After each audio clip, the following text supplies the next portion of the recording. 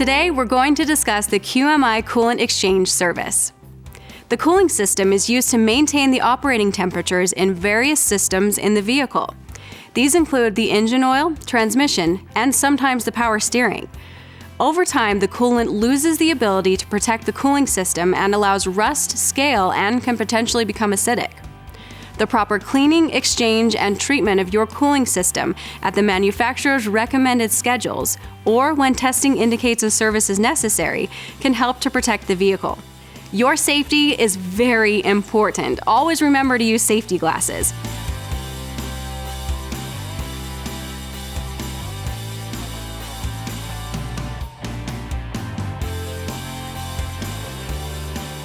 Please use extreme safety measures when working on a hot cooling system, and never remove a radiator cap from a pressurized system.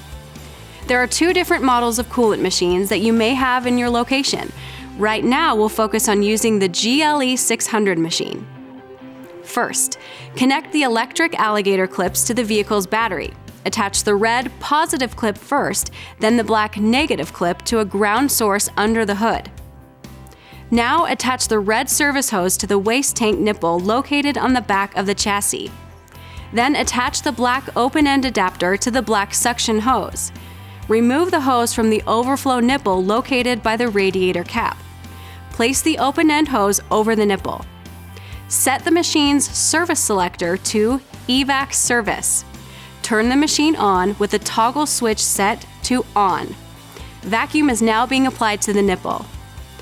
Before starting the cooling system service, you will want to depressurize the system.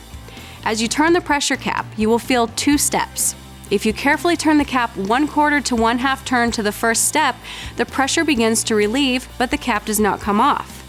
The vacuum being applied to the nipple will relieve the pressure safely into the machine. When the system is depressurized, you can easily squeeze the radiator hose shut between your thumb and finger. Now, look up the type and quantity of coolant in your electronic database or other source. Now that you've looked up the coolant specification, remove the fill cap on the new coolant tank and fill the machine with the appropriate 50-50 solution of antifreeze and water. Always use the machine's measuring scale for quantity. The tank holds extra coolant for topping off, so you may need to replenish. Begin the service by connecting the open-end black adapter hose to the machine's black vacuum hose. The red hose should be attached to the nipple at the rear of the machine. The black hose can now be used to suction the overflow reservoir and reduce the radiator level to reduce spillage when disconnecting the radiator hose. Set the machine's service selector to EVAC service. Turn the machine on with the toggle switch set to on and suction as needed. Note, the red service hose must be connected or the EVAC hose won't work. When suctioning the overflow reservoir, do not attempt to suck out solids that accumulated in the bottom. Cleaning solids may require reservoir removal and off-car cleaning. Disconnect the top radiator hose at one end, whichever end is easier to access. To reduce spillage, pinch the hose closed with pinch pliers. For the next steps, always use worm gear-style clamps to secure the adapter. Never use pinch-type clamps. Using pinch-type clamps could result in the hoses separating, causing hot coolant to spray and burn the skin.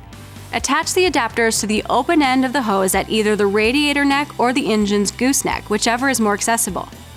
Next, locate the thermostat housing and connect the red service hose to this connector. Reconnect the black hose to the other adapter. Here's a tip.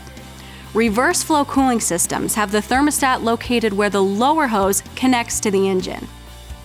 Then turn the selector to the loop position on the machine. Pour the entire bottle of QMI cooling system cleaner into the radiator. Now, top off the cooling system with water and secure the radiator cap. Make sure to set the heat to high and the blower to the lowest setting.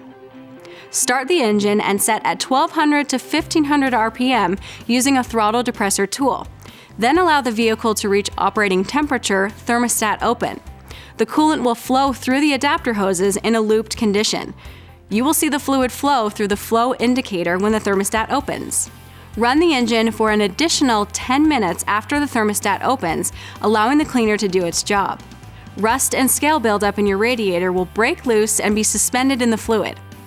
Turn the engine off after the cleaner has enough time to neutralize acids and remove rust and scale. With the engine off, turn the selector on the machine to the service position.